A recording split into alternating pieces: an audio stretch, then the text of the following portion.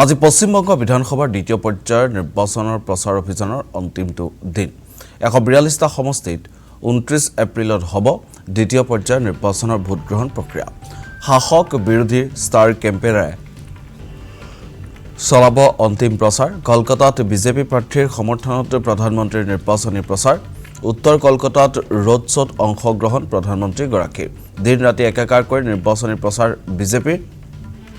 star campaigner হিচাপে পশ্চিমবংগত থিতাপি লৈছে হিমন্ত বিশ্ব শৰ্মাই সমান্তৰালকৈ কেইবাগৰাকীও কেন্দ্ৰীয় মন্ত্ৰীয়ে চলাইছে বংগত নিৰ্বাচনী প্ৰচাৰ আমি কিছু দৃশ্য আপোনালোকলৈ মুহূৰ্তত আগবঢ়াইছোঁ অসমৰ কেইবাগৰাকী ষ্টাৰ কেম্পেইনাৰে পশ্চিমবংগত নিৰ্বাচনী প্ৰচাৰ তাৰ মাজতে কালিৰ দিনটোত উত্তৰ পশ্চিমবংগত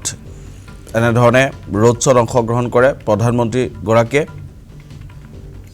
আৰু পশ্চিমবংগত এবাৰ চৰকাৰ গঠন কৰিম বুলি বদ্ধপৰিকৰ বিজেপি